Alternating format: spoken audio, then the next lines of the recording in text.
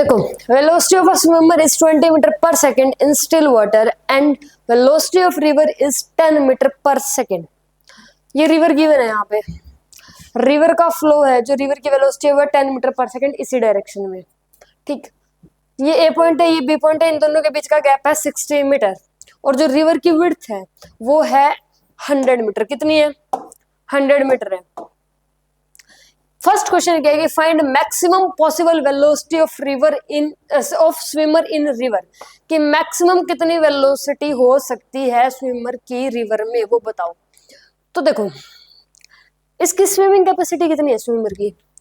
20 metre per second है। तो अगर वो इसी डायरेक्शन में तैरता है, इसी डायरेक्शन में ऐसे तैरता है, तो एक तो वो खुद अपनी कैपेसिटी से तैरेगा, कितनी से? 20 से। ठीक है, प्लस में रिवर की भी तो वेलोसिटी है इसी तरफ, रिवर की भी तो वेलोसिटी है ना इसी तरफ, कितनी है? 10 है। तो नेट मैक्सिमम कितनी वेलोसिटी से तैर सकता है वो? 30 से। 30 से तैर सकता है ना, क्योंकि वो अपना पूरा जोर तो लगाएगा, वो 20 से तो खुद तैर ही सकता है, इसी डायरेक्शन में तैर रहा है, मान लेते हैं इसी डायरेक्शन में तैर रहा है, क्योंकि हमें मैक्सिमम बतानी है, तो हम जो हमारा ज्यादा बेनिफिट होगा तो हम इसी डायरेक्शन में रिवर के फ्लो के साथ ही तैरेंगे ना। तो इधर तैर रहा है ऐसे, तो वो अपनी 20 से तैरेगा और 10 उसकी रिवर हेल्प कर ही रही है, क्योंकि रिवर के पास भी तो वेलोसिटी है। ऐसा कभी फील किया होगा कि जिस डायरेक्शन में रिवर जाती है, अगर हम उसी डायरेक्शन में तैरते हैं तो हमें बहुत इजी लगता है तैरना, लेकिन अपोजिट में जाते हो तो डिफिकल्ट लगता है।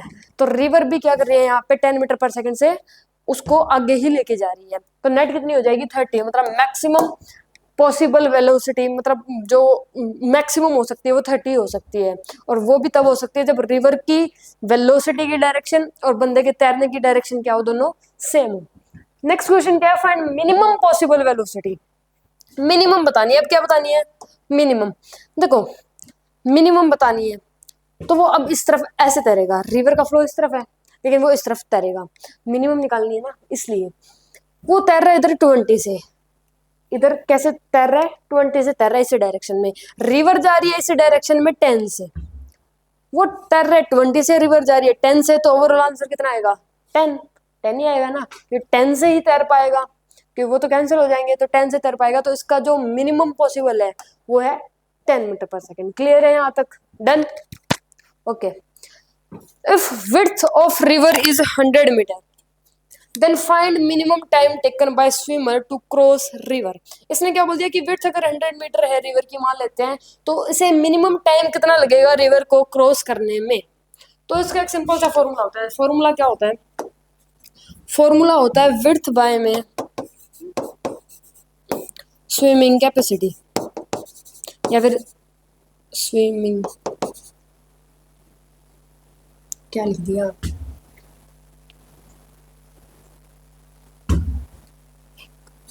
सही तो है,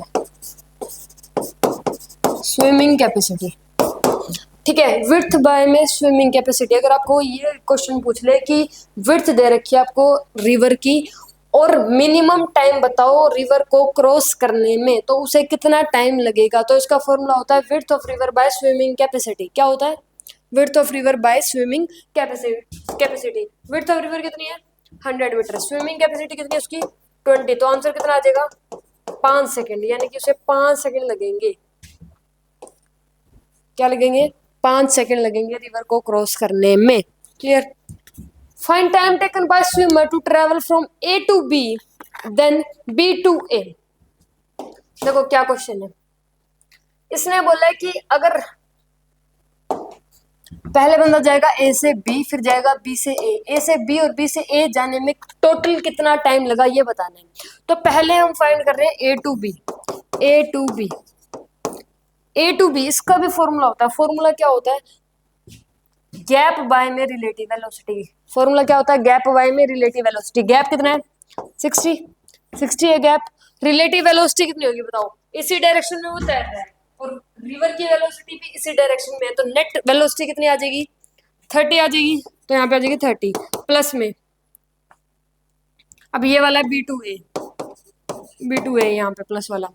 60 गैप तो सेम ही रहेगा 60 बाय में रिलेटिव वेलोसिटी। अब ये B से A जा रहा है, कहाँ से कहाँ जा रहा है? B से A, यानी रिवर की जो वेलोसिटी है उसके अपोजिट डायरेक्शन में जा रहा है। तो ये 20 से इधर जाएगा, रिवर 10 से इधर जाना चाहेगी, लेकिन आंसर कितना आएगा? 10 आएगा इस डायरेक्शन में, तो 10 आंसर आ जाएगा। तो ये कितना आ जाएगा? 2 प्लस में 6, यानी आंसर आ जाएगा 8 सेकेंड। 8 सेकेंड लगेंगे इसे A से B और B से A जाने में। Answer is 8 second. Clear? Next question. If swimmer keeps himself perpendicular to flow of river and reach the opposite bank, then find its drifting. सुनो देखो, ड्रिफ्टिंग की वैल्यू बतानी है, ड्रिफ्ट की वैल्यू बतानी है। अब ड्रिफ्ट क्या होता है? देखो, ये ऐसे तैरेगा, ऐसे, है ना? ये जाना तो जाएगा इस पॉइंट पे, इस बी पॉइंट पे, लेकिन ये पहुंचेगा कहीं सी पॉइंट पे। कहाँ पहुंचेगा? सी पॉइंट पे पहुंचेगा। सी पॉइंट पे क्यों पहुंचेगा? क्योंकि ये अपनी 20 से ऊपर तैर रहा है, लेकिन रिवर इस पे धक्का लगा रही है, इधर चल इधर चल इधर चल। तो ये जाना तो कहीं इस पॉइंट पे ऐसे है, लेकिन ये पहुंचेगा कहीं इस सी पॉइंट पे पहुंचेगा। और जो इन दोनों के बीच का गैप है इसे बोलते हैं ड्रिफ्टिंग। क्या बोलते हैं इसे? ड्रिफ्ट बोल लो, ड्रिफ्ट बोलते हैं। क्या बोलते हैं? ड्रिफ्ट। और इसी की वैल्यू बतानी है। ड्रिफ्ट निकालने का फॉर्मूला होता है सिंपल सा, टाइम ऑफ क्रॉसिंग इनटू में कर दो हॉरिजॉन्टल वेलोसिटी। क्या कर दो? v horizontal.